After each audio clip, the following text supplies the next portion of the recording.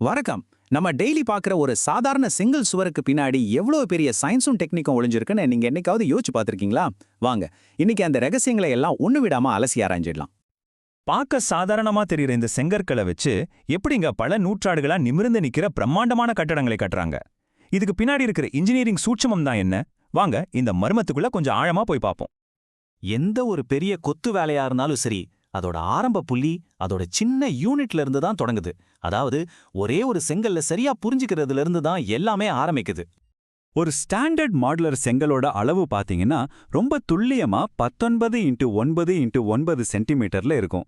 இது ஏதோ சும்மா ஒரு அளவு இல்ல. இந்த குறிப்பிட்ட விகிதம் தான் செங்கற்களை எந்த ஒரு பேட்டர்ன்லயும் கச்சிதமா அடுக்க உதவுது. சொல்லப்போனா இதுதான் மேஸ்திரி வேலையோட முதல் விதி. ஒரு செங்கல்லுக்கு 3 முக்கியமான பாகங்கள் இருக்கு. அதோட நீளமான பக்கம் ஸ்ட்ரெச்சர், குட்டையான பக்கம் ஹெட்டர், அதுக்கு மேல ஒரு பள்ளம் இருக்கு பாத்தீங்களா, அதுக்கு பேரு ஃப்ராக். இந்த சின்ன பள்ளம் தான் சிமெண்ட் கலவைய நல்லா இறுக்கமா புடிச்சு ஒரு பூட்டு மாதிரி வேலை செய்யுது. அதே சமயம் செங்கலோட எடையும் கொஞ்சம் குறைக்குது. செங்கற்களை எப்பவுமே முழுசா பயன்படுத்த மாட்டாங்க.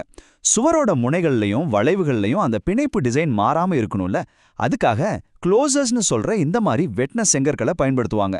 இது இல்லாம ஒரு வலுவான தொடர்ச்சியான பிணைப்பை உருவாக்குறது கிட்டத்தட்ட நடக்காத காரியம். இப்போ கொத்து வேலையோட மிக முக்கியமான ஒரு விஷயத்துக்கு வரோம். பாண்ட், அதாவது பிணைப்பு. இது சும்மா ஒண்ணு மேல ஒண்ணு செங்கலை அடுக்கிறது கிடையாது. இதுக்கு பின்னாடி ஒரு பெரிய லாஜிக் இருக்கு. உங்க மனசுல ஒரு கேள்வி வரலாம். ஏன் செங்கற்களை நேரா ஒண்ணு மேல ஒண்ணு அடுக்க கூடாது? அதுதானே ரொம்ப ஈஸி. ஏன்னா அப்படி அடுக்குனா ஸ்டாக் பாண்டுன்னு ஒரு ஆபத்தான அமைப்பு உருவாயிடும். இதனால செங்குத்தா ஒரே நேர்கோட்டுல ஜாயிண்ட்ஸ் உருவாகும். அது சுவரோட மிகப்பெரிய வீக் பாயிண்ட். ஒரு சின்ன அழுத்தம் கொடுத்தா கூட சுவர் ரெண்டா பிளந்துடும். கட்டுமானத்துல செய்யவே கூடாத ஒரு பெரிய தப்பு இது. இதுக்கு தீர்வு தான் முறையான பிணைப்பு. செங்கற்களை ஒன்னோட ஒன்னு ஓவர்லேப் பண்ணி வைக்கும்போது அந்த செங்குத்து ஜாயின்ஸ் உடைஞ்சிடும். இதனால சுவரோட மொத்த பாரமும் சுவர் முழுக்க குறுக்குவாட்ல பரவும்.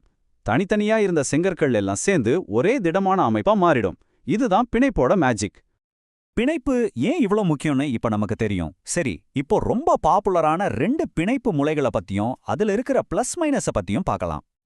முதல்ல இங்கிலீஷ் பாண்ட். இதோட அமைப்பு ரொம்ப சிம்பிள். ஒரு வருஷம் முழுக்க ஹெடர்கள், அடுத்த வருஷம் முழுக்க ஸ்ட்ரெச்சர்கள். இந்த எளிமையான அமைப்பு தான் அதுக்கு பயங்கரமான வலிமையை கொடுக்குது. அதனால தான் அதிக லோடு தாங்குற சுவர்களுக்கு இதுதான் ஃபர்ஸ்ட் சாய்ஸ். அடுத்ததா ஃப்ளெமிஷ் பாண்ட். இதுல பாத்தீங்கன்னா ஒரே வரிசையிலேயே ஹெட்டரும் ஸ்ட்ரெச்சரும் மாறி மாறி வரும். இதனால பார்க்கறதுக்கு ரொம்ப அழகாவும் ஒரு கலைநயத்தோடவும் இருக்கும்.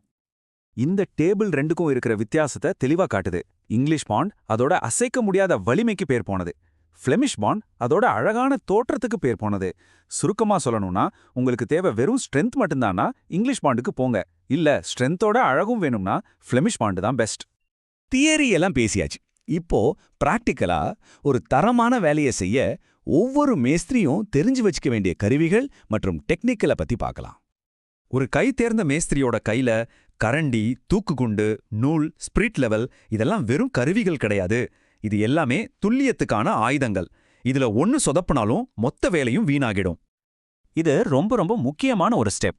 காஞ்சு போன செங்கல் ஒரு ஸ்பாஞ்ச் மாதிரி. அதை அப்படியே வச்சு கட்ட ஆரம்பிச்சா அது சிமெண்ட் கலவையில இருக்கிற தண்ணியை உடனே உறிஞ்சிடும். இதனால கலவை சரியா செட் ஆகாம எரிஞ்சு போய் ஜாயிண்ட் ரொம்ப பலவீனமாகிடும். அதனால செங்கல்ல பயன்படுத்துறதுக்கு முன்னாடி நல்லா தண்ணியில ஊற வைக்க வேண்டியது ரொம்ப அவசியம்.